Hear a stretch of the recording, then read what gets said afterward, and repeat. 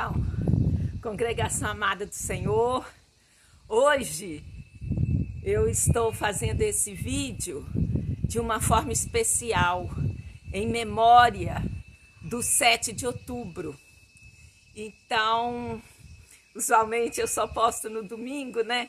Mas hoje, segunda-feira, 7 de outubro, eu não poderia deixar de me manifestar em relação aos eventos de um ano atrás.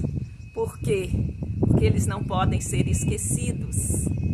Então, eu vou trazer à memória alguns fatos, elementos.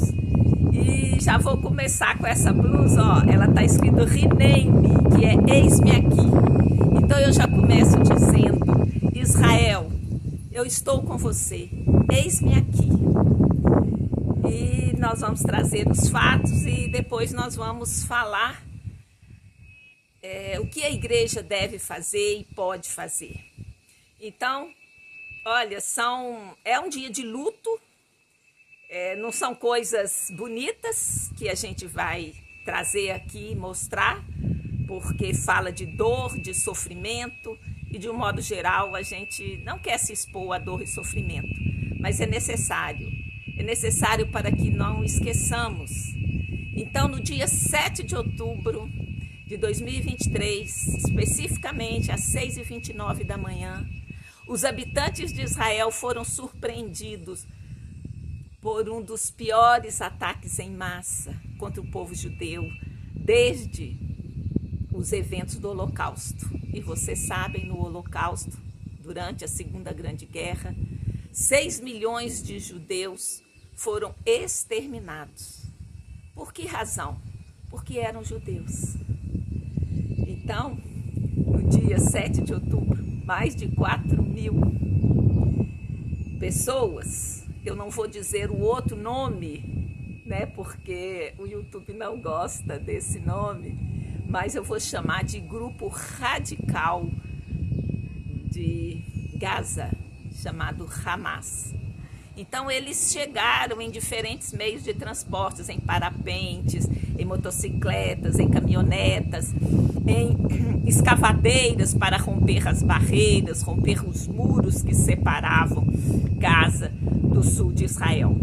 E ali eles invadiram e indiscriminadamente eles mataram em torno de 1.200 pessoas. As estatísticas mais exatas falam em 1.145 pessoas. E em sua maioria eram civis.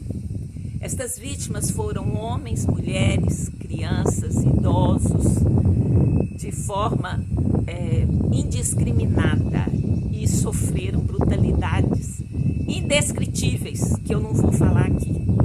Existem filmes, existem documentários que vocês podem assistir. Além dessas mortes, foram 251 pessoas sequestradas, das quais 101 pessoas ainda estão em poder. E é incrível como que a Cruz Vermelha, os órgãos mundiais não conseguem pressionar o Hamas para entregar remédios, para visitar. Existe o direito internacional para isso, mas até hoje ninguém conseguiu sensibilizar esse grupo para que a Cruz Vermelha visitassem essas pessoas. Acredita-se que destes 101 pessoas que continuam há um ano presas sob condições inimagináveis, elas já estejam mortas. Então, eu tenho que trazer à memória esses fatos para que ele não seja esquecido. Olha, eles romperam a cerca em mais de 100 pontos, mais de 4.000, vamos chamar de militantes radicais, invadiram Israel, mataram indiscriminadamente as pessoas civis. E foi uma obra planejada, foi cuidadosamente planejada mesmo em cada detalhe para causar o máximo de sofrimento possível. Não era simplesmente matar, era simplesmente não simplesmente matar, teria que haver requintes de crueldade para que ninguém se esquecesse. É uma forma de demonstração de poder. Olha, eu sou forte, eu consigo te destruir, eu consigo te matar de forma que você nem consegue descrever. Porque a maioria dos canais de mídia israelense não mostraram a forma com que eles eram mortos.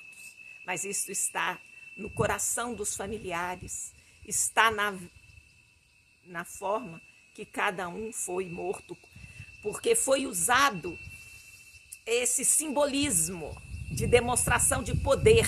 Quanto mais eu causar sofrimento em você, mais eu serei temido. E olha, associado, né, a essa invasão das casas dos kibbutzins, ocorria, desculpa, durante a noite anterior, festival de música dedicado à liberdade, ao amor, à amizade. Eram mais ou menos 3.000 pessoas. E às 6h29 começaram as sirenes, os foguetes. Foram lançados milhares de foguetes nesse dia. Em um certo sentido, as pessoas estavam acostumadas, porque tem dezenas de anos que o Hamas envia foguetes. Então, num certo sentido, as pessoas estavam acostumadas com aquele barulho. Achavam que era uma coisa normal. Era só um ataque de foguetes. Mas era a invasão de 4.000 pessoas em 100 pontos, com o objetivo de causar o máximo sofrimento possível. E chegaram nessa festa. E aí é como se fosse, me desculpe a palavra, mas é como se fosse um prato cheio. Provavelmente esses jovens, né, dançando a noite inteira, poderiam estar, né, com bebida de outra forma, de certo sentido estavam frágeis, não apresentavam resistência nenhuma. Então eles puderam ser exterminados, 364 jovens, de forma indiscriminada durante o evento. Vocês podem até procurar na internet, existem brasileiros que morreram e alguns que sobreviveram a esse massacre. Então, assim, não pode ser esquecido esse dia. Isso não é qualquer coisa. Isso não é como a mídia quer fazer crer, que a culpa é de Israel. É Israel que é culpado de ser atacado. Gente, a gente precisa de abrir a cabeça e pensar e raciocinar. E olha, isso aconteceu no Sul. No dia 8, dia seguinte, o Hezbollah, que é outro grupo militante, né, radical, que opera no Líbano, com dinheiro e todo tipo de suporte do Irã, começou a disparar contra Israel. E neste último ano, disparou em torno de 8.800 mísseis, drones, foguetes contra a população civil de Israel. Então, nós já temos essa segunda frente, já no dia seguinte. E em 27 de outubro, Israel entrou dentro de Gaza contra muitas, né? O mundo ocidental, não faz isso não, coitadinho, isso é resistência. Você matar 1.200 pessoas num dia só é forma de resistir. Gente, bom, vamos adiante que eu vou ir falando alguns dados que, né, eu acredito que vai trazer a memória, e o meu objetivo é de colocar para pensar, para repensar, para analisar o que você ouve na mídia comum. Olha, Israel tem sido demonizado de todas as formas possíveis. Já em 15 de novembro, Israel atacou o Hospital Shiva. Nó, que horror, que absurdo. Disseram que tinha morrido milhares de pessoas. E aí, não sei se vocês sabem, mas eu vou te dizer aqui, que pelo direito internacional humanitário, DIH, um hospital ou escola pode ser considerado alvo militar legítimo se ele estiver contribuindo para operações militares inimigas específicas. E era o caso. O Hamas estabelecia seu quartel-general, seu controle dentro dos hospitais e escolas. Isso foi um modus operandi corriqueiro. Mas o mundo vê a manchete e não quer saber. Atacou o hospital. O que o Hamas estava fazendo dentro do hospital? Ele estava se escondendo atrás dos civis, para criar uma comoção internacional, o que de fato criou, né? Então, esses eventos foram acontecendo, mas já em 24 de novembro houve uma trégua, houve troca de prisioneiros a 3-1. 240 prisioneiros palestinos foram libertos das prisões para a libertação de 80 reféns. E aí, isso nós estamos em novembro, começou 7 de outubro. Quando deu 3 de dezembro, pensa bem, outro grupo de militantes radicais do Iêmen começou a atacar navios vinculados a Israel. E a partir daí não parou mais. Dizia que era retaliando contra as ações em Gaza. Então, assim, é uma coisa difícil, sabe? A gente, vamos dizer, percorrer esses eventos de uma forma não tendenciosa, de uma forma não, como a gente fala, com viés, né? E aí, então nós já temos o Hamas ao sul, ao norte o Hezbollah, o Iêmen, que está a 2.400 quilômetros de Israel, também resolveu se juntar. Grupos militantes do Iraque e da Síria começaram também a realizar ataques, alinhando-se às outras organizações.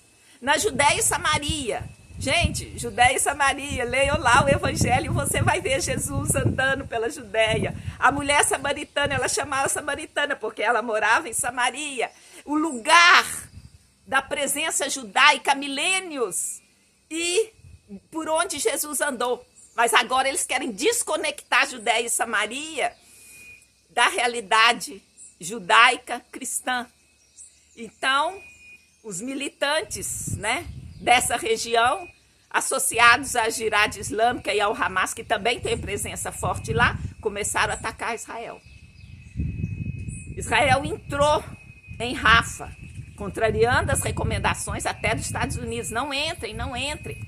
E aí ela tomou o corredor Filadélfia. O que é o corredor Filadélfia? É uma estreita faixa de 14 quilômetros por 100 metros que separa Gaza do Egito. Porque era vital para Israel alcançar esse território, porque ele já sabia que ali era a maior fonte de contrabando de armas. Pensa vocês, como é que o Hamas consegue tanto armamento, tanta coisa que está aí lutando contra os que dizem é um dos melhores exércitos de Israel. Exércitos do mundo, né? Então havia ali, naquele corredor, um fluxo contínuo de armamentos para o Hamas. E aí, então, Israel entrou contra tudo, a opinião pública se voltando.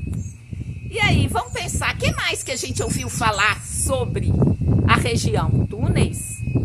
Olha, segundo até a guarda revolucionária do Irã, que é quem dá suporte a esses grupos, o próprio oficial falou assim, mais de 500 quilômetros foram construídos em túneis. Imagina, gente, o trabalho, o dinheiro. Os túneis eram de diversas profundidades, funcionalidades e alimentavam uma complexa rede de fornecimento e fuga. Olha, você vai me perguntar por que ainda tem refém lá?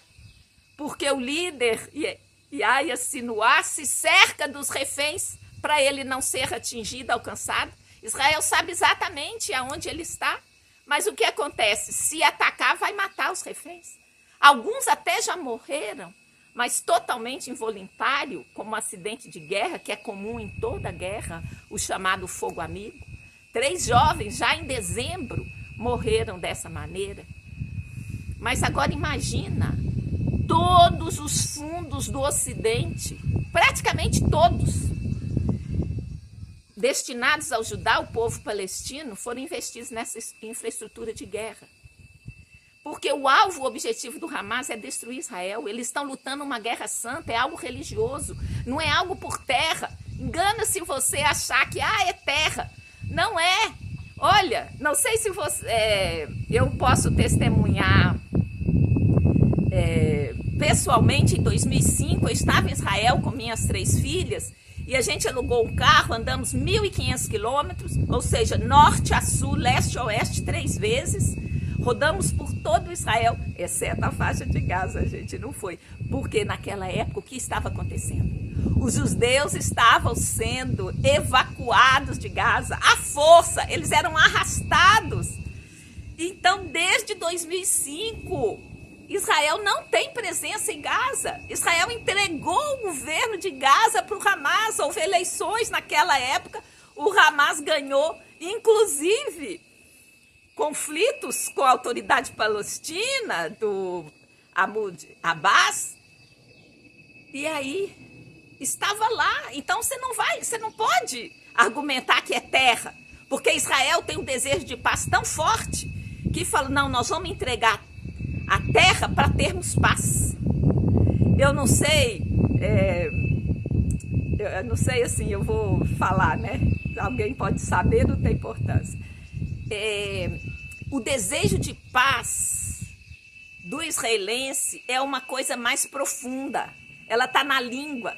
Quando você pergunta para alguém, oi, tudo bem? Como você vai? Em hebraico quer dizer, Ma Shalom Ha. É como vai sua paz. Shalom é paz. Ma Shalom Ha é como vai a sua paz. É um desejo tão intrínseco que em 2005 todo mundo concordou. Nós queremos viver em paz com os palestinos, nós não queremos problema, então entregue a faixa de Gaza para eles, que né, vai estar bem. E foi entregue como? Com toda a infraestrutura. Pensa bem, construções, os prédios, escolas, hospitais, fazendas. E olha, por causa desse princípio religioso de guerra santa, de o objetivo principal ser destruir Israel, eles destruíram a infraestrutura para não usar nada que provenha de Israel. Então, é algo assim muito forte, é um modo de pensar que não há espaço para paz, eles não deixam, eles não querem. Houveram 7 oportunidades para fazer paz, ter um Estado palestino, e nenhuma delas a Palestina concordou.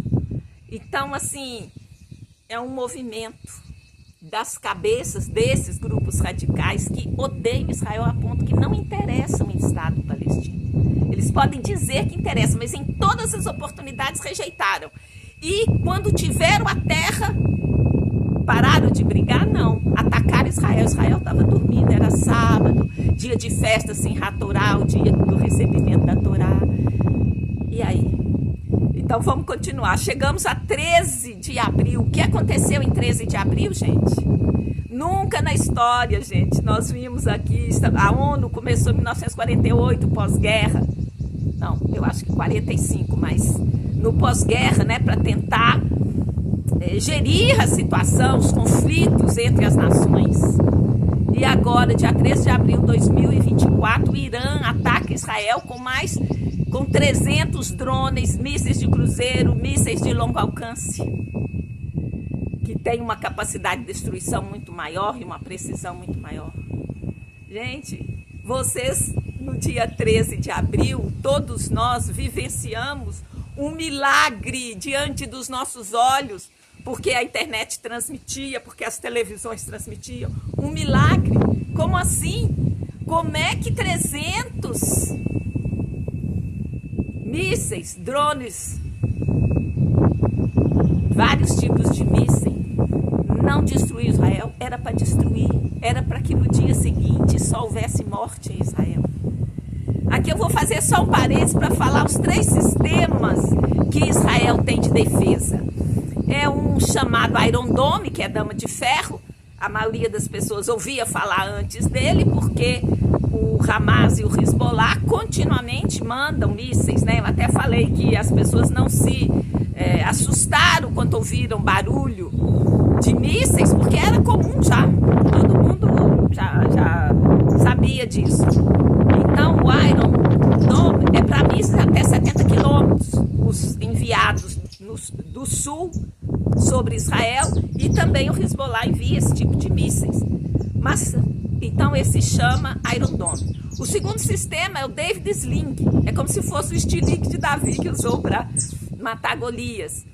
Ele intercepta mísseis até 300 quilômetros. E o Auron, outro sistema que intercepta mísseis de fora da atmosfera, até 2.400 quilômetros.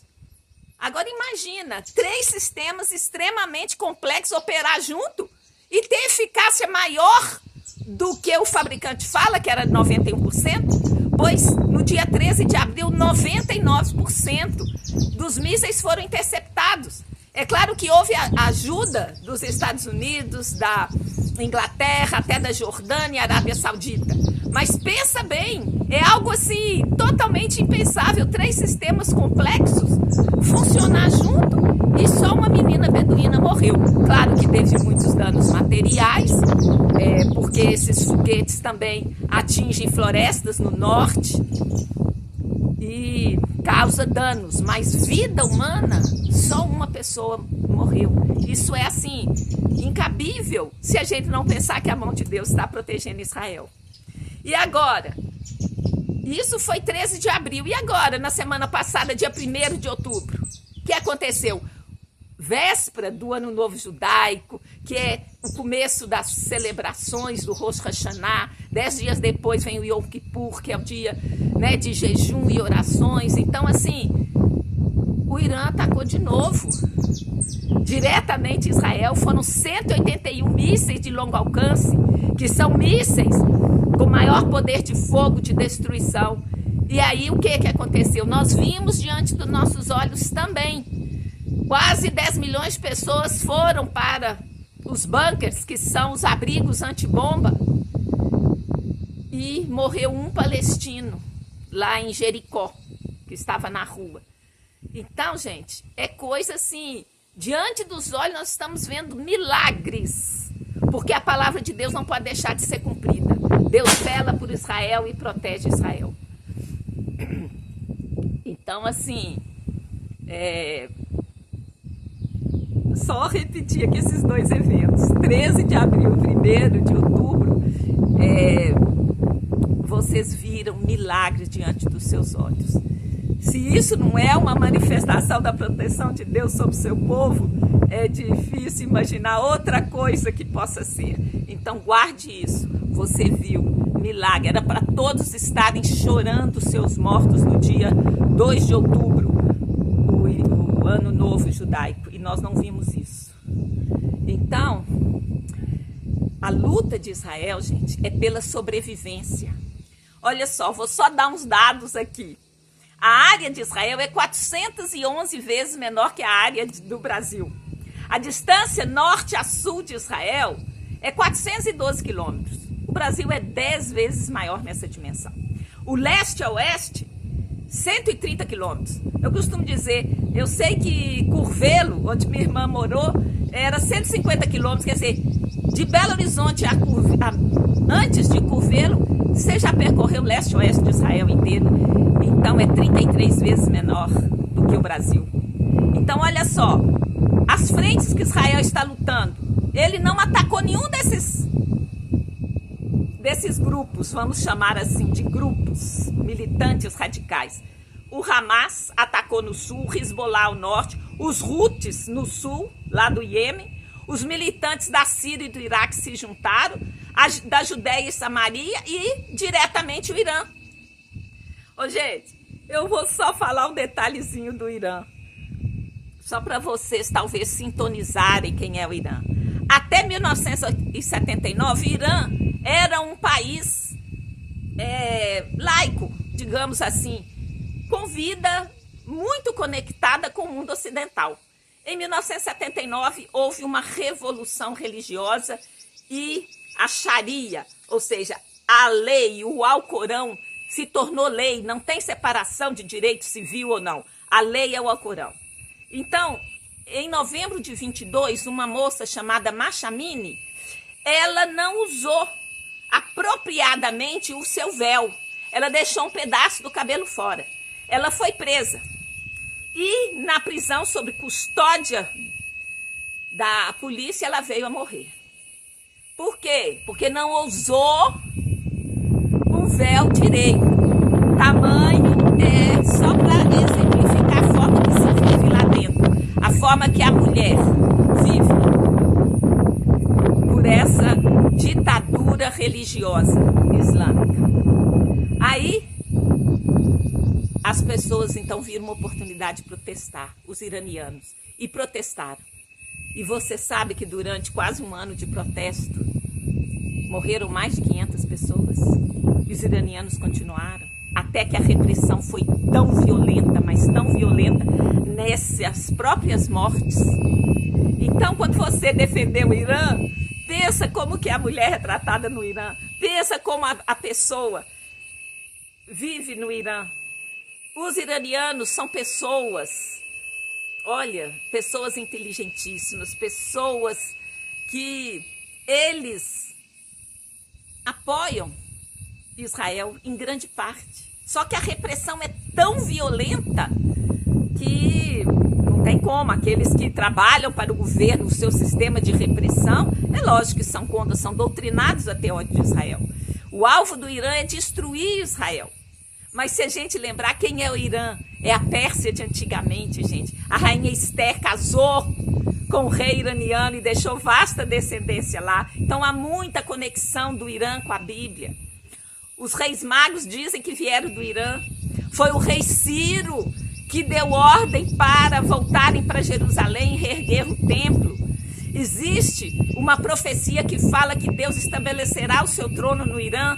Então, vocês que defendem esse regime, pensem de novo, pensem de novo.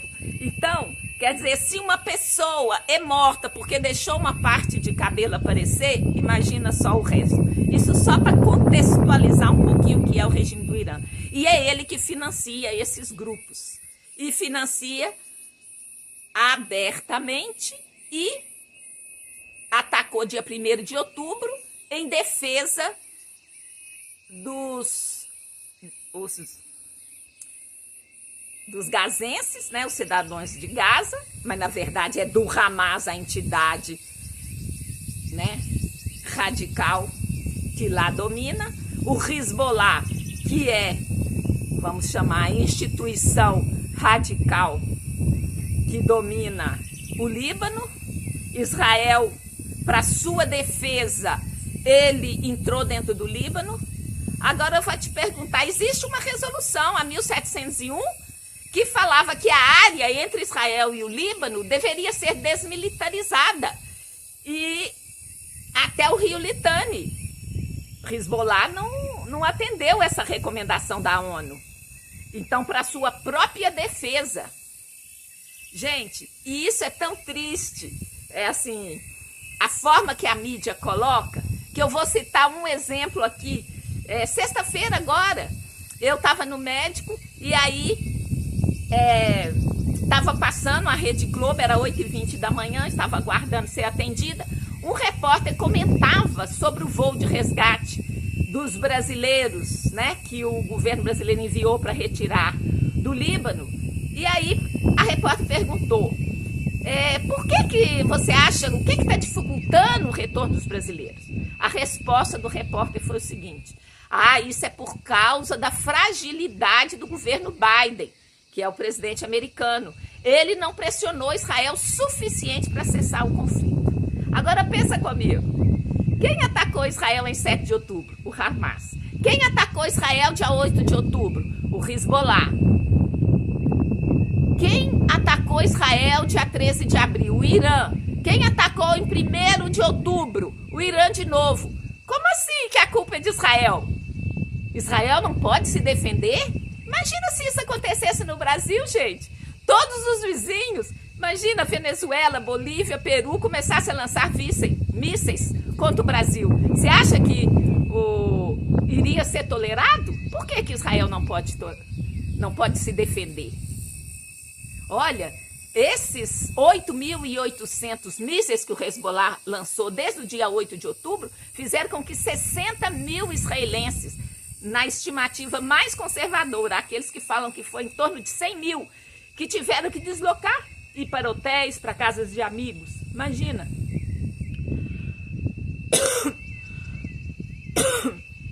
Então, assim, é muito triste, gente. Olha, eu já falei que 2 fatos, né? Só recapitulando aqui, que Israel já tinha entregado Gaza em 2005, em 2006 teve uma guerra com o Líbano, a ONU já tinha feito a resolução 1701 para o Hezbollah não podia ficar depois do rio Litani, para ter uma zona desmilitarizada. E o que a gente vê? Israel foi 100% demonizado. Olha, vou alguns números aqui. Ajuda humanitária. Israel está usando a fome como estratégia militar. Isso é mentira deslavada. Mentira deslavada. Aquilo que você repete para ver se cola. Mais de 700 mil toneladas de suprimentos foram enviados para Gaza. Isso dá mais de 3 mil calorias por dia. Mais do que suficiente para qualquer humano adulto, é 2 mil e poucas calorias. Então, onde que está a fome? É o ódio a Israel, é a mentira deslavada sendo divulgada para demonizar Israel. Ah, morreram. Quem controla a faixa de Gaza? Todas as áreas. É o próprio Hamas. Então, ele emitiu o relatório das mortes. Quem morria? Ah, era civil. Gente, essa guerra não é uma guerra convencional. Não tem um exército com camisa, com uniforme do Hamas. Alguns usam, mas são poucos. A maioria está vestido como civil. Olha, existem vídeos, podem procurar. A pessoa sai com uma bazuca, atira com um RPG e volta para dentro de casa numa roupa comum. E todos eles são contados como civis. Gente, essa morte é 100% inflada. Por quê? Porque existe a estratégia determinada do Hamas de se esconder atrás dos civis. Olha, outra coisa assim inimaginável, que a autoridade palestina que governa a Judéia e Samaria paga para quem matou judeu. Então, assim, é uma coisa que a gente tem dificuldade de compreender. Hoje eu escutei o Ariel Horovitz numa live e também em memória do 7 de outubro, ele explicava a pessoa para se tornar, ela se torna um herói, ela se torna uma pessoa que nem passa, ela vai direto para o céu se ela mata um judeu. É uma fé desses grupos radicais, eles acreditam nisso piamente. Então, eles não têm medo da morte, eles correm para a morte, porque a morte vai dar prêmio. Vão ter as 72 virgens, eles vão direto para o céu. Então, é uma ótica assim, diferente daquela que nós estamos acostumados. Então, o próprio governo paga aqueles que mataram. Não é por atos de heroísmo. Ah, eu salvei uma criança. Não. Quanto mais judeus eu salvo, mais dinheiro a minha família ganha. Eu não sei se vocês lembram, no começo, apareceu um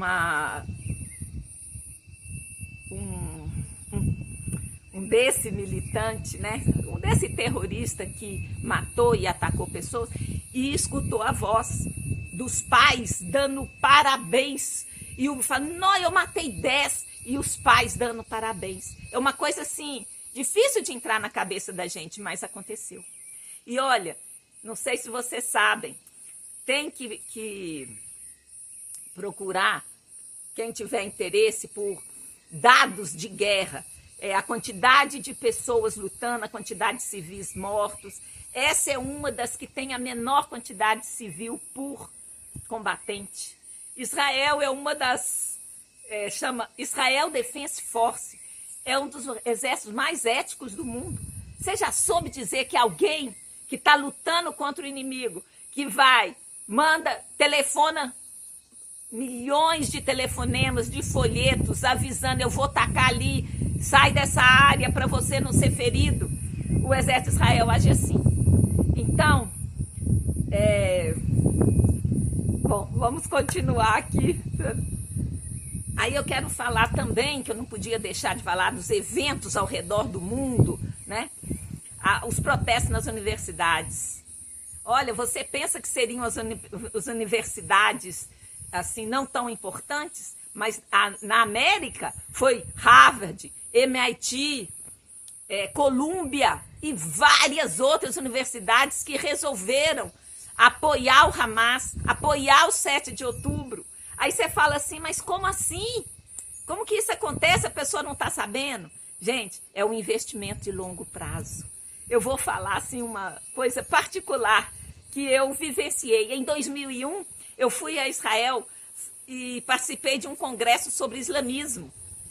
E lá foi mostrado que para esses grupos extremistas é uma guerra santa e eles têm que reconquistar todo o território que já foi do mundo islâmico. A Península Ibérica todinha foi, a Europa, várias partes do mundo. Então há um alvo disso.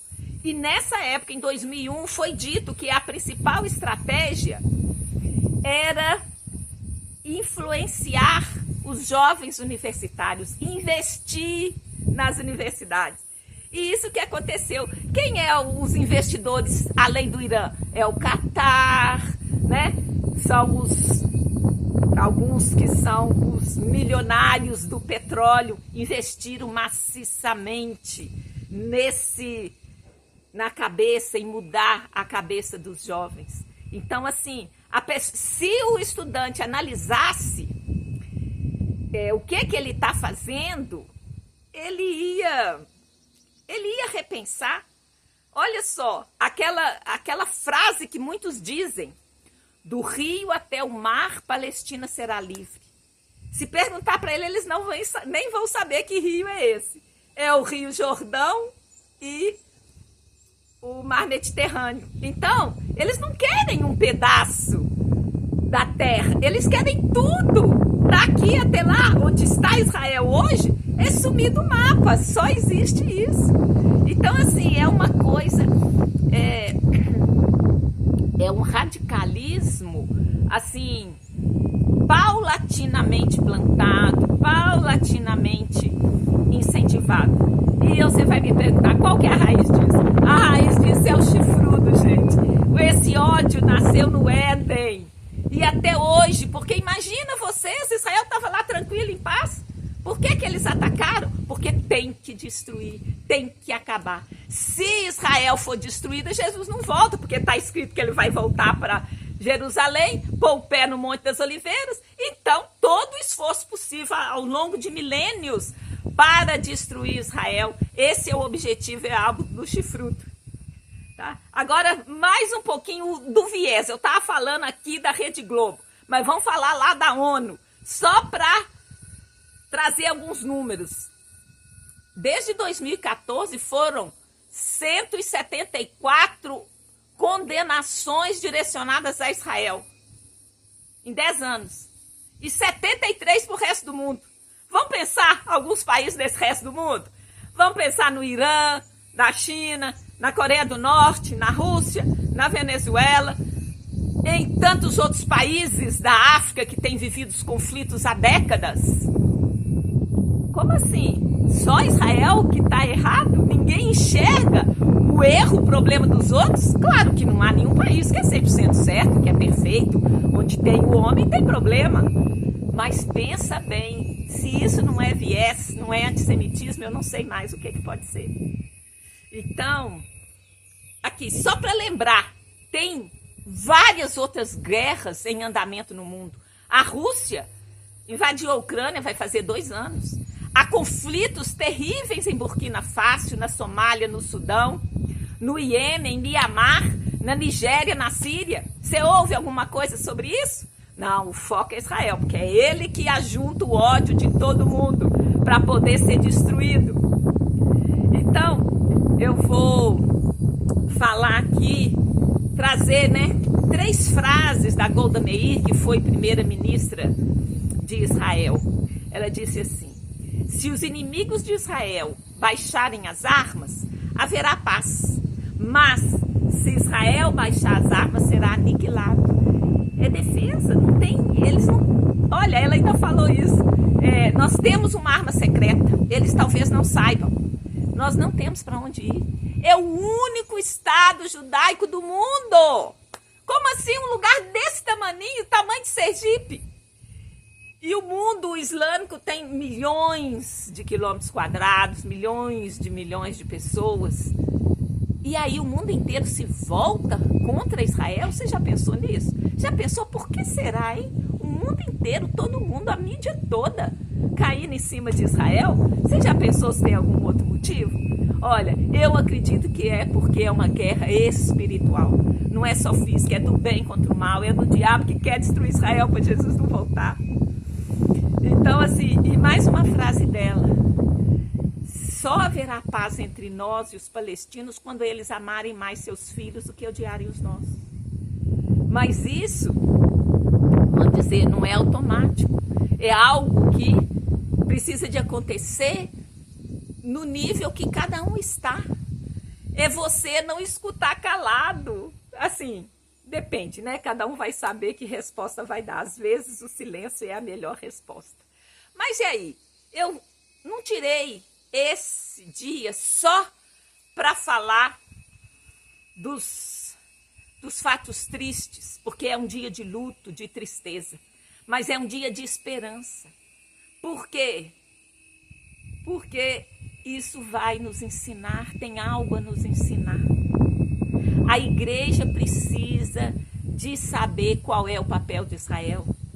A igreja precisa de entender que o plano de Deus para a igreja não se completa sem passar por Israel. E olha, isso está explícito na palavra de Deus. Eu vou ler alguns versículos aqui. Deus faz uma aliança com Abraão, Isaque e Jacó. Estabelece o seu povo. Está lá desde Gênesis, capítulo 12, verso 1 a 3. Eu vou ler só o 3. E abençoarei os que te abençoarem, e amaldiçoarei os que te amaldiçoarem. E em ti serão benditas todas as famílias da terra. Gente, é como se Deus usou Abraão, Isaque e Jacó como uma semente do plano e projeto de Deus. E para que essa semente se espalhasse para o mundo inteiro, através dos judeus. Esse é o plano de Deus. Paulo fala, quem sou eu para questionar o plano, o projeto de Deus? Pode o vaso questionar quem está fazendo o vaso? Ah, não me faz assim não. Foi plano, projeto de Deus. E ele falou, em ti serão benditas todas as famílias da terra. Então o plano de Deus é estender o amor dele para todas as famílias da terra. Olha, essa aliança é eterna. Ela não passou, como alguns acham, né? Que a teoria da substituição. Israel rejeitou Jesus, então agora a igreja assumiu o lugar de Jesus. Isso não tem base bíblica. Por quê? Nenhuma palavra é de particular interpretação. Você não pode pensar um versículo e construir uma ideologia a respeito disso. Porque é explícito as N passagens que fala que esta aliança é eterna. Em Jeremias 31, verso 35 a 37, eu vou ler só o 36. Se falharem estas leis fixas diante de mim, quais leis fixas? O sol nascer, a lua nascer e o giro da terra em torno do sol, os elementos. Se essas leis fixas falharem diante de mim, diz o Senhor, deixará também a descendência de Israel de ser uma nação diante de mim para sempre. Quer dizer, se essa herança, se isso acontecer, minha aliança vai quebrar. Mas isso não vai acontecer. Em outras partes ele fala, minha aliança é eterna. E o que é que ele pede para a igreja? Eu vou ler lá Isaías 41 e 2, diz assim, consolai, consolai o meu povo, diz o vosso Deus. Falai ao coração de Jerusalém, bradai-lhe, que já é fim do tempo da sua milícia, que a sua iniquidade está perdoada e que já recebeu em dobro das mãos do Senhor por todos os seus pecados. Então, Jerusalém é o quê? É a cidade do grande rei. Jerusalém, lá em Ezequiel 5,5, diz assim, esta é Jerusalém, pula no meio das nações e terras que estão ao redor dela. E você está vendo diante dos seus olhos, nos próprios fatos que eu estou dizendo aqui, há dezenas de guerras em todo o mundo. Porque todos os olhos se voltam para Jerusalém? para Israel, porque está cumprindo essa profecia. Pula no meio das nações e terra que estão ao redor dela. É o relógio do mundo. Então, é a prova, né, que nós estamos... Como assim? Por que Israel assume, né, essa importância na política mundial, nos assuntos mundiais? Porque Deus mesmo colocou, né, quando chamou Abraão, Isaque e Jacó, colocou como uma semente para todos os povos. Então, o plano de Deus para a igreja, como eu já disse, não se completa sem passar por Israel e Jerusalém. Isso quer dizer o quê? Vá à Bíblia, busque, procure qual é o papel de Israel, o papel de Jerusalém, e faça o quê? Siga os versículos, alguns que eu já li, outros eu vou só citar aqui. Consolar Israel, eu acabei de ler Isaías 40, 1 e 2. Orar por Israel, Isaías 62, todo o capítulo, especificamente os versos 6, 7, 11 e 12. Orar pela paz de Jerusalém, é o Salmo 122, né? É um salmo muito conhecido. Orai pela paz em Jerusalém, prosperam aqueles que te buscam, né? E agora, eu vou fechar, né, esse memorial hoje, memorial às vítimas do 7 de outubro, memorial para que não seja esquecido que isso aconteceu, e uma chamada para que a igreja assuma o seu papel de interceder por Israel, de orar por Israel, de abençoar Israel, de ir a Israel. E eu quero fazer esse fechamento pelos 101 israelenses que estão nas mãos dos Hamas. E vou dizer, né, aquele hashtag, bring them home now, quer dizer, traga eles, them home, para casa agora. Gente, 1 ano nas mãos, sofrendo torturas inimagináveis. Gente, tem a criancinha, o Kifir Bibas. O menino tinha 9 meses quando foi sequestrado. Ele já passou mais tempo na mão dos sequestradores do que nos braços da mãe e do pai. Isso não tem justificativa ideológica nenhuma para isso. Então, assim, o que eu queria transmitir hoje era isso. Alguns dados, né? Alguns podem ter achado chato, mas é para ficar gravado, para trazer à memória esse dia, e para que nós, igreja, e você, nem até você que não é da igreja, mas pense, raciocine, para ver se será. Paulo fala do povo de Bereia, que eles examinavam para ver se as coisas é assim. Não é para acreditar em mim, não. Você fala assim, não, essa mulher é muito tendenciosa. Vai, tente buscar os fatos reais. Vai ser difícil você achar na mídia comum, porque é como se houvesse uma conjunção, né, de mídia para se levantar contra Israel, porque estão a comando do inferno. Isso, assim, eu não tenho medo de falar, não, porque não tem lógica humana. Qualquer outro país que não fosse Israel seria tratado de forma diferente. Gente, o Irã não parou de financiar esses grupos terroristas. O Catar não parou, outros países não parou. Agora, o mundo ocidental, que está em risco, a cultura judaico-cristã, não, vamos embarcar as armas, não vão deixar Israel ter arma, não, porque o quê? Porque ele está se defendendo? Porque ele não quer ser destruído? Você agiria diferente? Então, gente, que Deus abençoe vocês, que vocês nunca se esqueçam desse dia, assim como nunca se esqueçam do Holocausto. Nunca se esqueça do dia 13 de abril, que o Irã atacou Israel e os danos foram mínimos. Nunca se esqueça do dia 1º de outubro, que o Irã atacou Israel com poder de fogo maior ainda. e não houver os danos que eles queriam, que era a destruição de Israel. Então, gente, eu oro no nome de Jesus, que vocês busquem na fonte, busquem o que a Bíblia diz sobre Israel e se coloque ao lado de Israel, porque este é o lado certo.